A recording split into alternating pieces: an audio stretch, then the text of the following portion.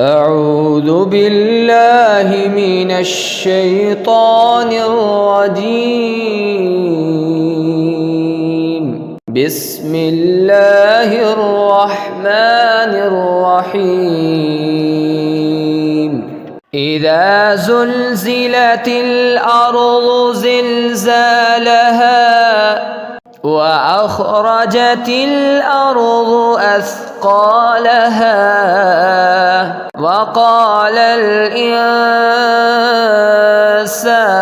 ما لها يومئذ تحدث أخبارها بأن ربك أوحى لها يومئذ